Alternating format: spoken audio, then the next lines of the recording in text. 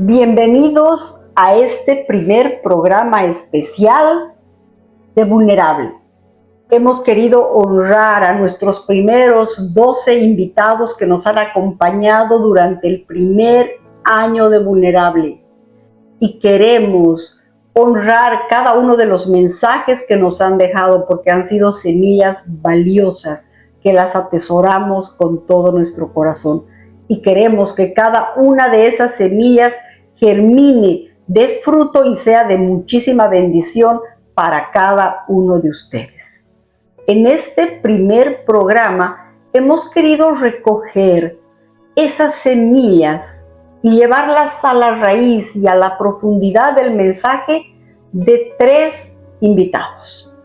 Hoy vamos a concentrarnos en la historia que nos trajo Luis, Cristian y Laura Camila.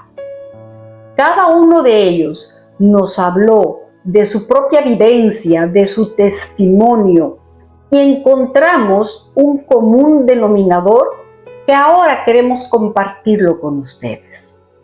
Y hemos tomado como título, para que englobe todo aquello de lo que hemos compartido y nos hemos enriquecido con esos testimonios, y le hemos puesto un título que se llama La raíz invisible de la falta de identidad. ¿Y esto por qué? Porque agrupa lo que tiene que ver con aquellos espíritus de abandono, de rechazo, todo aquello que tiene que ver con la orfandad en sí y el camino de regreso. Son historias diversas, pero que en el común denominador encontramos esa raíz. ¿Y por qué traemos hoy a la mesa? Porque estos son temas que nos aquejan a todos. Porque hemos compartido en nuestra infancia o en nuestra juventud historias similares. O que nos han pasado a nosotros o a nuestros amigos o se han producido en nuestra familia. Y queremos decirles a través de estas historias, de estos testimonios, que hay salida a tus problemas, a tus emociones, a esos eventos y circunstancias que hoy mismo los estás viviendo. En la historia de Luis vamos a recordar un poco y te invito a revisarla en el podcast de Vulnerable. En la historia de Luis, él nos cuenta que tuvo 4 años maravillosos junto a sus padres. Una mamá muy jovencita, de 16 años, pero tuvo una familia. Desafortunadamente, a los 4 años, pues papá se fue. Y él sufrió el abandono. Mi papá, Alfredo Otero, que está con el Señor, ahora mismo mora con el Señor, lo dejé de ver cuando tenía 4 años. Antes de aquel cumpleaños, que fue mi último evento de una niñez normal, diría yo, lo dejé de ver. Y lo vine a ver a los 28, en una cama con cáncer. Y pues yo pensaba para mis adentros que ese vacío que no sabía que estaba ahí no era necesario o no hacía falta llenarlo. Entonces, eso en adición a todo lo antes mencionado, formó muchas lagunas mentales. Como tú dijiste, mucha fragmentación. Y no volvió a ver a papá hasta que él tenía 28 años y lo vio en la cama de un hospital cuando papá falleció. Pero durante ese tiempo, la vida de Luis fue un caos. Ese abandono de papá hizo una crisis de identidad en la vida de Luis que lo sometió a una vida miserable durante muchos años. Luis sufrió no solamente de agresiones físicas por parte de la mamá, que se veía agredida por el marido, por el segundo esposo, que era alcohólico, y que además arremetía contra Luis, que era el mayor, y con los otros hermanos. La mamá, que era joven, también agredía a Luis, hasta que provocaron en él la huida de la casa. Y en la calle él fue expuesto a lo que uno encuentra en la calle: vicios, drogas, alcohol, y acompañado a eso, él fue abusado sexualmente de niño por un adulto mayor. Fui también utilizado sexualmente por un adulto.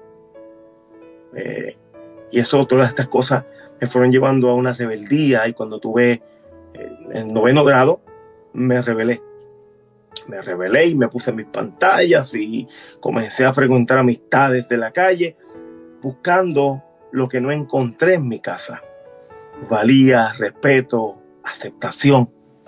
Y pues entonces todo eso repercutió en que yo estuviera en la calle muchos años. Entonces, todo ese tipo de circunstancias se somete a un niño cuando uno es abandonado por los padres. Y esa historia de Luis pues no es ajena, y mucho menos en nuestros días, porque son los mismos progenitores los que abandonan a sus hijos. Y no es esto lo que crea una orfandad, porque el abandono va a desencadenar en una orfandad. Y no es orfandad, no se refiere al término de que los progenitores mueren, porque aunque no haya muerto el padre de Luis, pues él no se crió con sus padres. Él se crió en la calle, expuesto a todo tipo de riesgos de los que hay. Y por supuesto fue víctima de ellos. Entonces son historias que realmente nos tienen que llamar a la reflexión. ¿Por qué? Porque lo que ha sucedido en el testimonio de Luis ha sido una fragmentación de su alma, pero a pedazos, en muchas aristas, porque una cosa lleva a la otra. En la juventud, por supuesto, Luis no se sentía aceptado, se sentía solo, tenía vacíos, tenía muchas carencias y obviamente tenía un caos.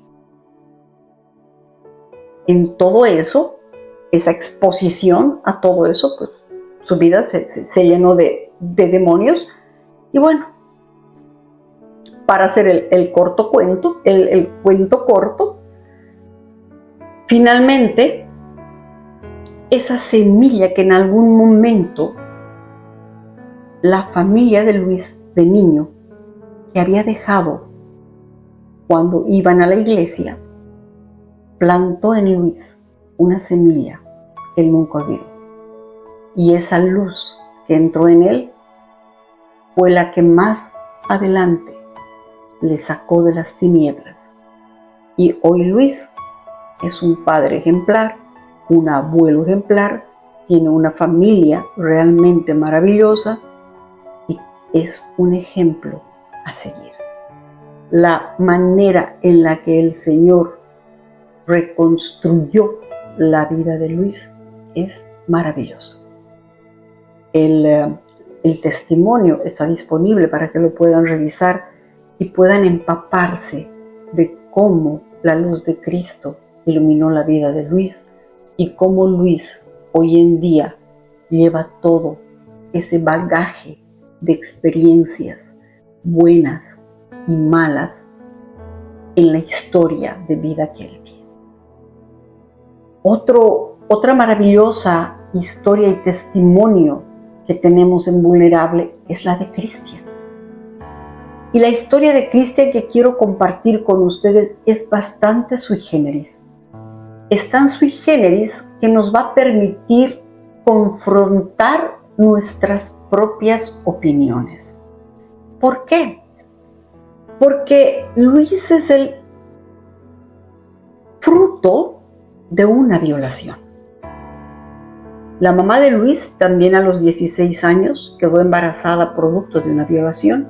Mi mamá en la adolescencia, entre los 16 y 17 años, fue abusada sexualmente. Entonces, a través de esta violación quedó embarazada y ahí es donde venía yo, ¿no? Siempre he dicho que el enemigo quería atacarme tanto que aún sin nacer no quería que estuviera yo en la tierra, pero el Señor tenía otros planes. Entonces vengo de un pueblo muy pequeño, muy conservador, donde obviamente en ese tiempo las mujeres si quedaban embarazadas fuera del matrimonio estaba muy mal visto. Entonces toda la familia por parte de mi mamá querían que mi mamá me abortara. Y como ustedes saben, hasta legalmente todos inducen a un aborto. Pero la madre de Luis, el momento del legrado, escuchó la voz del padre donde le dijo que ese niño debería nacer. Y Luis pues está acá en la tierra por el valor de la mamá de tener a Luis. La vida de Luis viene cargada también de mucho sufrimiento.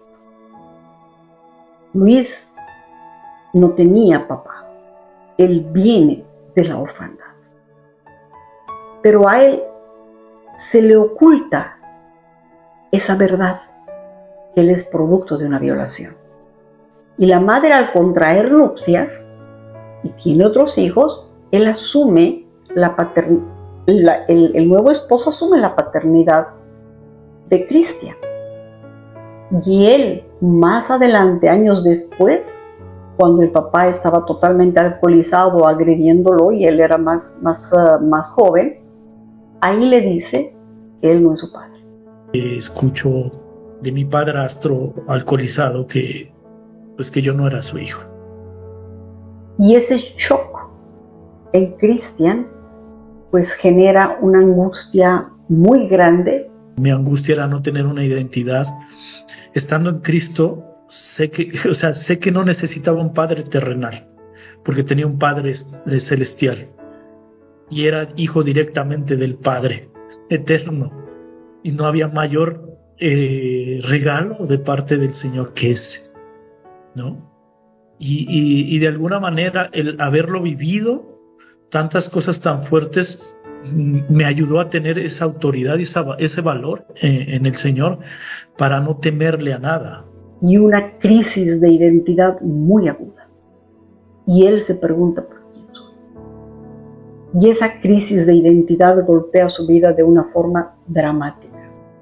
Y cuando la mamá le explica cuál era el desenlace de la violación, el shock que tiene él no es de decir, oh, pero qué bien, entonces pasó eso, sino que lo toma más bien al revés y abandona la casa.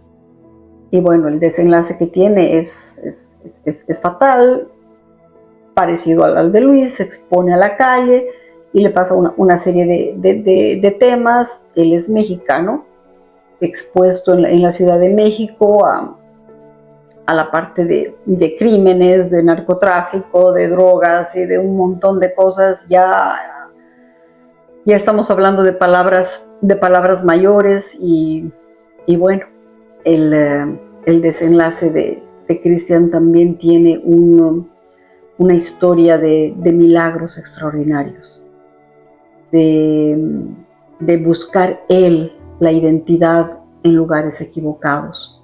Y este tema de buscar en lugares equivocados, de esos vacíos existenciales, donde uno se pregunta, ¿quién soy? Pues había un vacío de una identidad, de no saber quién era mi padre, ¿no? Y qué era lo que yo tenía que hacer en la tierra. Entonces, dentro de todo ese caminar hubo mucha inmoralidad, hacía muchas cosas, quería ir en contra de la ley. O sea, todo lo que tuviera autoridad para mí era mi enemigo. Entonces yo iba y un policía y yo me ponía mal, o sea, no hacía caso. Terrible, ¿no? Terrible. ¿A qué he venido a este mundo? ¿Por qué nadie me acepta? ¿Por qué nadie me quiere? ¿Por qué me rechazan? ¿Por qué no encajo en ningún lugar? ¿Por qué mientras todos tienen esta aceptación yo no estoy aquí? A mí no me aceptan. ¿Por qué necesito hacer tantas cosas para pertenecer? ¿Por qué no logro pertenecer a ningún lugar? ¿Por qué siempre soy el raro? ¿O por qué siempre soy la extraña? ¿Por qué siempre estoy fuera de foco? ¿Por qué siempre estoy pensando diferente? ¿Por qué nadie me acepta?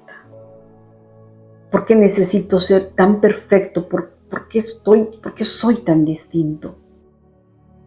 Todas esas preguntas, todas esas inquietudes movieron a Cristian a buscar su identidad en lugares muy equivocados.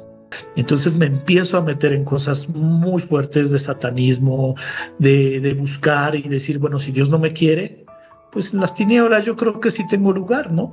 Y ahí empieza una búsqueda muy fuerte por querer encontrar mi identidad, pero pasaron cosas súper, súper fuertes que sé que Dios me guardó.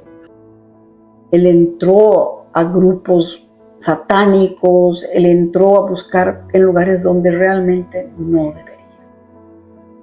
Y salir de eso fue muy difícil, pero realmente lo logró. Y creo que es tan poderoso el testimonio que trae Cristian, que todo esto vamos a poder desmenuzarlo más adelante, donde vayamos viendo cuando no está clara la identidad, cuando nos hemos desconectado de la fuente, que es Cristo, es donde comenzamos a entrar a lugares equivocados. Y eso vamos a ver en otros programas. El propósito de hoy es ver cuál es la raíz de esos eventos que nos hacen sentir menos, que nos hacen sentir que no pertenecemos a ningún lado, que nos hacen pensar o que somos más o que somos menos, pero que no estamos en el lugar que tenemos que estar. Y eso sucede cuando no tenemos identidad, cuando no sabemos quiénes somos en realidad. Y eso pasa cuando nos hemos desconectado de la fuente que es Cristo. Y lo que necesitamos es esa conexión con nuestro Padre. Nuestro tercer testimonio viene de Laura Camila. Laura Camila es una joven boliviana y ella tiene una historia muy bonita, una historia muy particular, también de falta de identidad, expresada de otra manera. Por decisiones de uno, por falta de identidad, toma también decisiones, ¿no? Porque se quiere sentir bien o quiere... Ahora con lo que nosotros ya sabemos mucho, ahora entiendo lo que me estaba pasando, ¿no?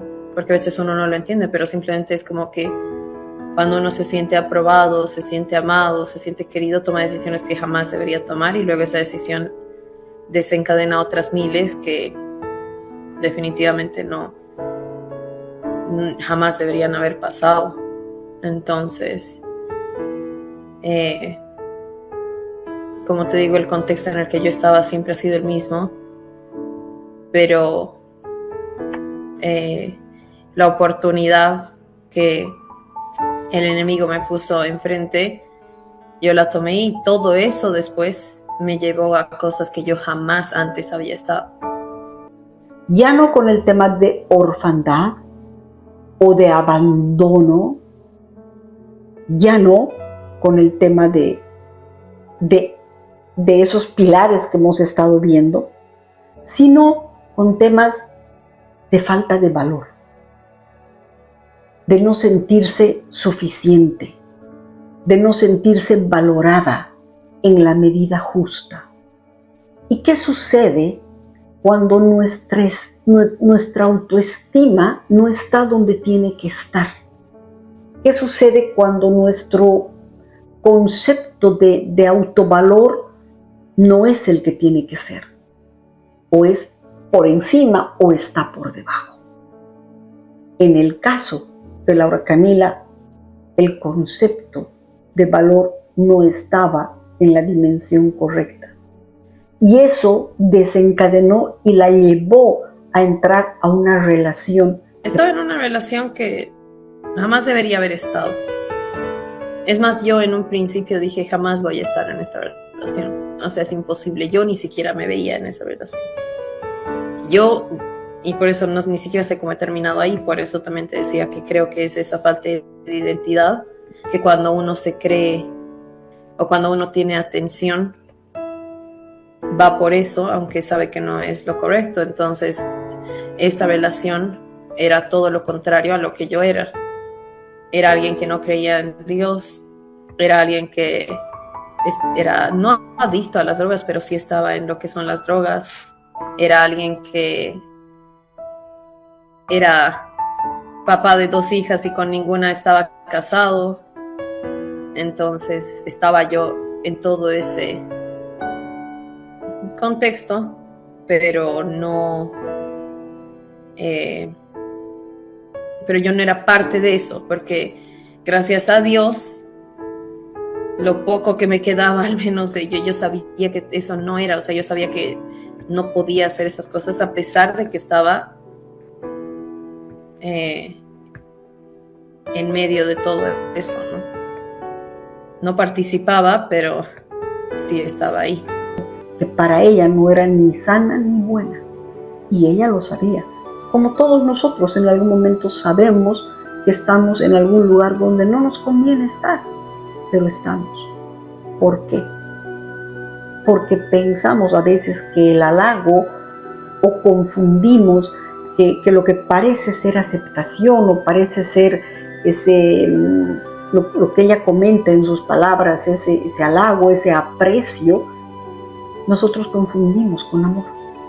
Poner tu identidad y tu valor en la otra persona, eso es, porque cuando uno no sabe lo que vale, cuando uno no sabe lo que es, se aferra a cosas que no tienen sentido, ¿no? Y al más mínimo cariño o al más mínimo, en este caso las chicas, que qué linda estás, ya se sujetan a eso, o sea, solamente necesitaban escuchar el qué linda estás.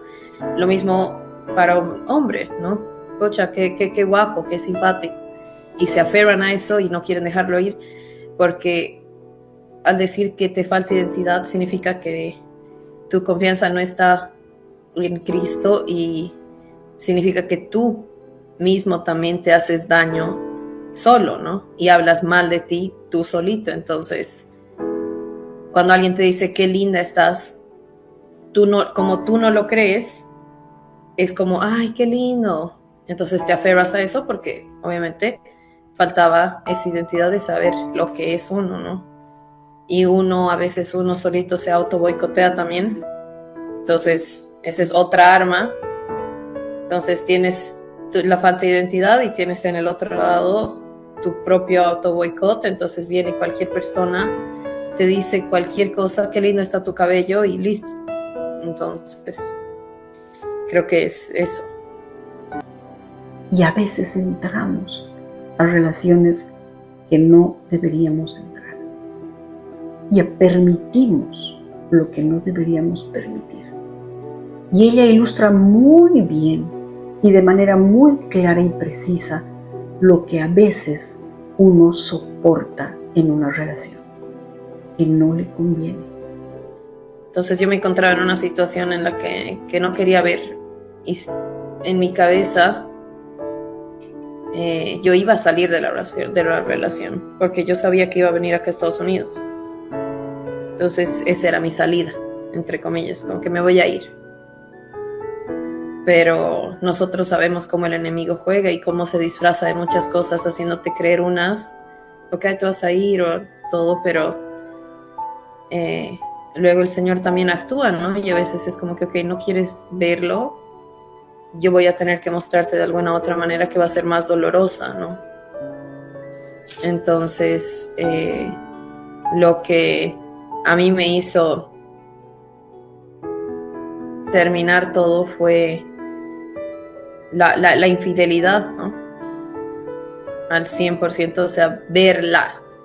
Entonces, eso, tenerlo ahí y evidenciarlo con tus propios ojos, fue algo que para mí fue doloroso, pero al mismo tiempo fue, creo que ya, o sea, ya no, o sea, ya fue el cherry de la torta, no puedes aceptar nada más, o sea, imagínate. Entonces creo que eso fue lo que a mí hizo, o sea, me hizo a mí cortar esta relación,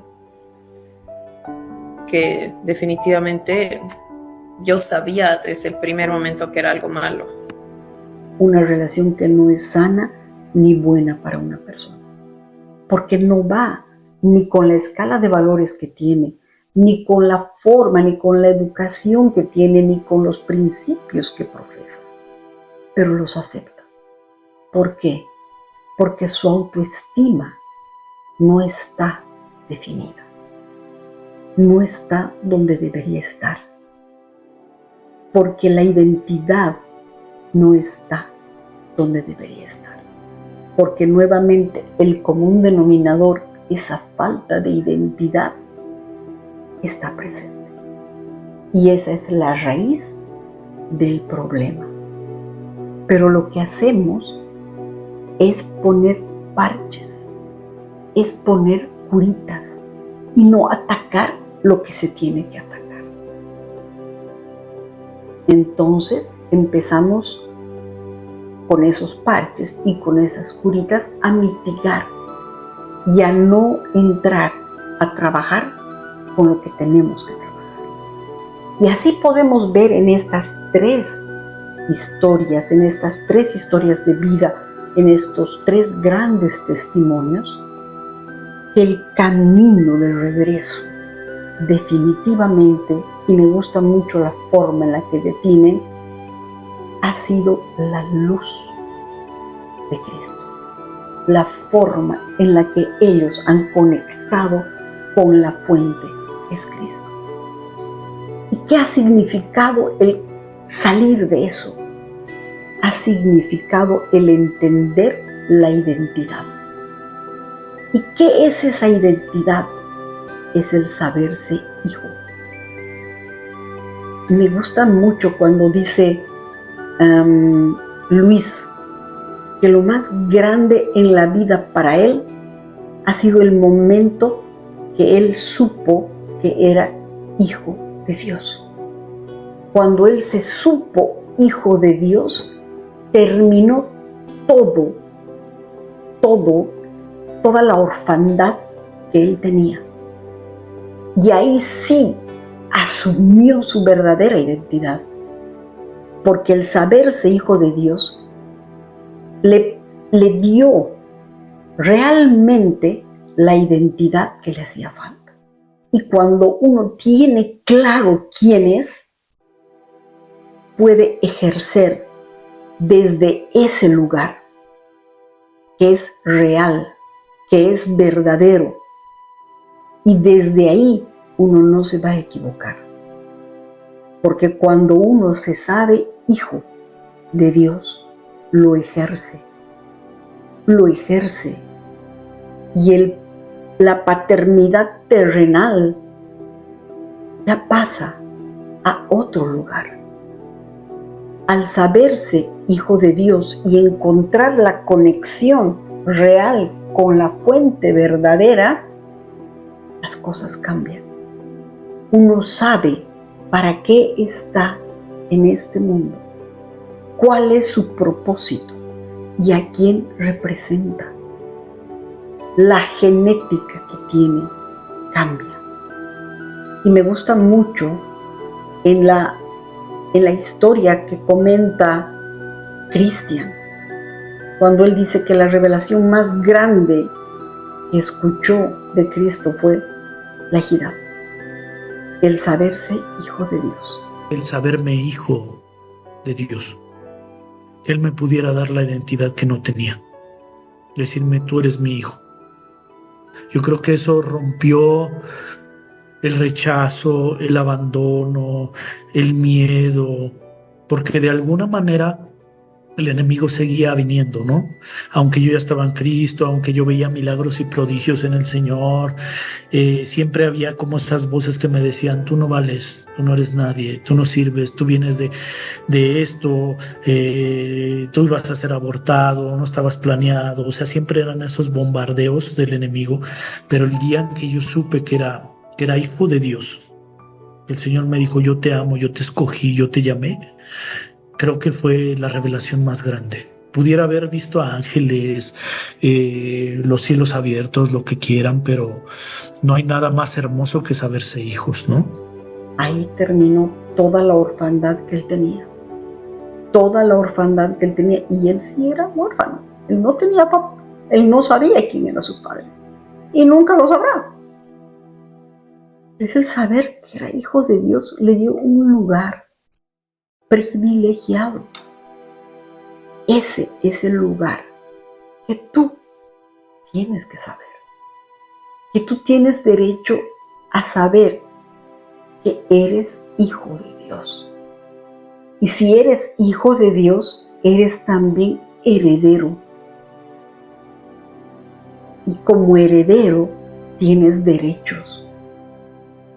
Y esos son los derechos que cuando no sabemos que somos hijos de Dios, no los reclamamos y vivimos como esclavos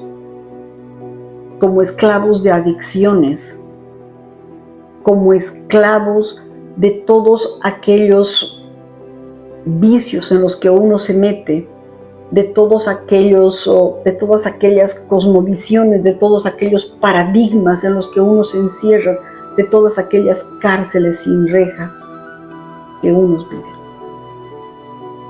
Pero cuando eres hijo, eres libre, porque eres heredero del Padre. Y como heredero puedes gozar de todo a lo que tienes derecho. Y creo que no hay cosa más maravillosa sobre la tierra que saberte hijo de Dios. Y Camila lo decía de manera muy enfática en su testimonio, en su historia de vida. El momento que yo salí de esa relación y me di cuenta que el Señor jamás se apartó de mí. Y Él me dijo, siempre estuve contigo. Yo escuché a Jesús decirme que no estaba sola y que Él nunca me había dejado. Y es lo que yo siempre he sentido, como te digo, ¿no? Que estaba conmigo a pesar de que yo estaba mal y yo sabía. Y cuando estaba orando todo, entonces escuchar eso es algo bonito, ¿no? Y luego ver el fruto de tu vida, eso también te hace, o sea, evidenciar a Cristo cada día. Entonces, creo que ese ha sido el reencuentro con el Señor. Yo nunca me alejé de ti. Y yo volví a Él avergonzada, arrepentida, y no me separé de Él. Realmente ese momento de conexión o de reconexión con la fuente me dio la fuerza para salir de la otra relación, para salir totalmente de una relación que no era la que yo quería y que desde el principio sabía que no debería estar, y llevar mi vida a otro nivel. Y el Señor me sacó tan rápido y me sanó tan rápido, pues que ahora es un testimonio maravilloso que ella tiene, porque es una señora casada con una persona maravillosa que también es un hijo de Dios. Y ahora está en el lugar que tiene que estar. Y su vida ha sido altamente bendecida. Y ha tenido un noviazgo espectacular. Digno de imitar y de anhelar por todos los jóvenes. Son historias maravillosas. Son historias que realmente van a bendecir la vida no solamente de las personas que sean capaces de ver y de escuchar, sino también la vida de generaciones.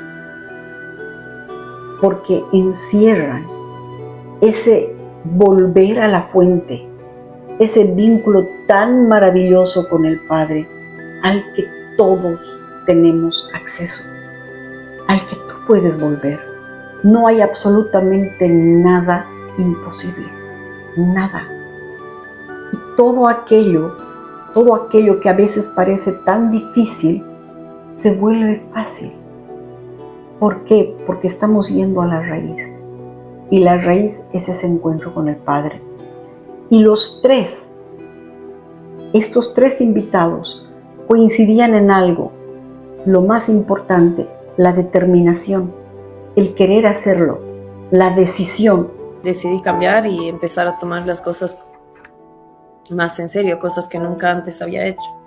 Sí, siempre había tenido a Cristo en mi vida, siempre había tenido a Dios en mi vida, pero como nos los muestran hoy en día, ¿no? Como que sí, ahí vas a la iglesia, escuchas música cristiana, alabanzas, hablas de Dios, predicas la palabra, publicas fotos con versículos, tienes tatuajes de versículos, caminas en la calle y dices, ay sí, pucha, que Dios te ama, que Dios te bendiga. Y yo vivía pues esa vida, ¿no? Y yo era conocida más como, pucha, que era súper cristiana.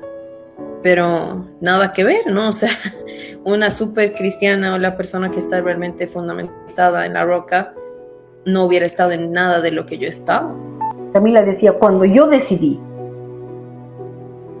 recuerdo que Cristian decía, una oración simple de fe no sirve. O sea, yo no creo que una oración de fe te lleve a Cristo, sino un verdadero arrepentimiento. Entonces, en ese camino es donde encuentro al Señor. Lo que realmente sirve es el arrepentimiento. El genuino arrepentimiento, el ir a la cruz. Y Luis decía, la gracia del Padre me alcanzó. No es fácil. A todos aquellos que van a ver esto retransmitido